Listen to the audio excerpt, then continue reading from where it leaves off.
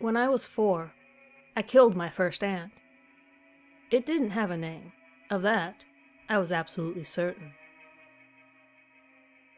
My own name isn't important to you right now, although it's likely you'll learn some version of it soon. I think you'll end up learning a lot about me in the coming days. Some of it will be true. Most will be false. There is a crucial element that will be missed, simply because it's unknown to anyone else. Anyone but me. But I'm going to share it with you.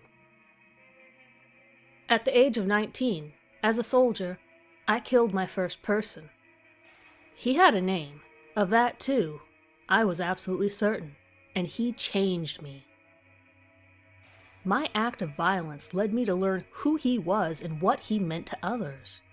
And, at the same time, I learned something essential about myself, something I was unprepared for.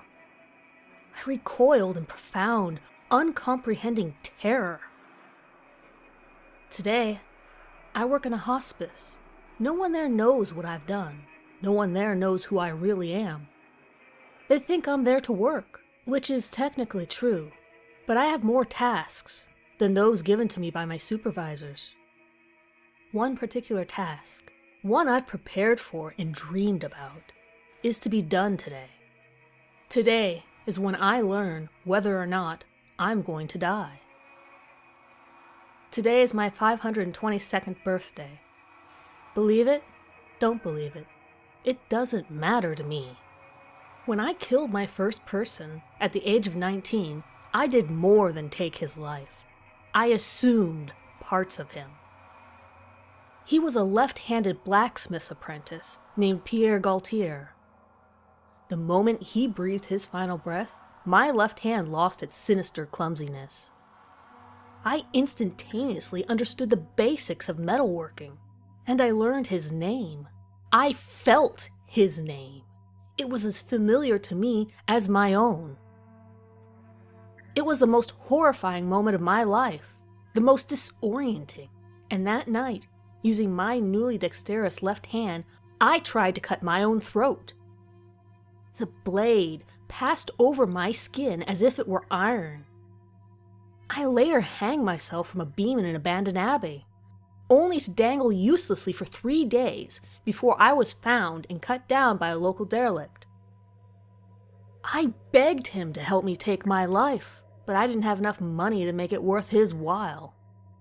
When I killed him in a rage of frightened and confused desperation, I absorbed his alcoholism.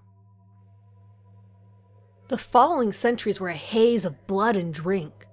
I've absorbed countless talents, countless traits, countless vices. But the names aren't countless. There are 7,339 names inside me now. 7,339 clusters of memories to haunt me. This all leads to today. For 500 years, I've stayed under the radar. I've hidden in the shadows and killed and killed and killed, hoping to absorb any knowledge someone might have of another man like me. Another man who shares my curse. But I'm unique. No one is like me. Every open throat and subsequent transfer of name and ability has yielded nothing useful. Nothing useful, that is, until last month. He was a man named Gustav Brennerson, and along with his name, he transferred to me his influenza. It was the first time I've ever been sick. The hospice here has 44 beds. 41 are filled. 41 opportunities. I dream of names and cancer every night while I'm haunted by the false death of sleep. Tonight, wherever it is I lay my head as it seethes with 41 new names, I pray it seethes with something new, something malignant, something terminal, something that will end these centuries of hideous wandering. I dream of being eaten alive.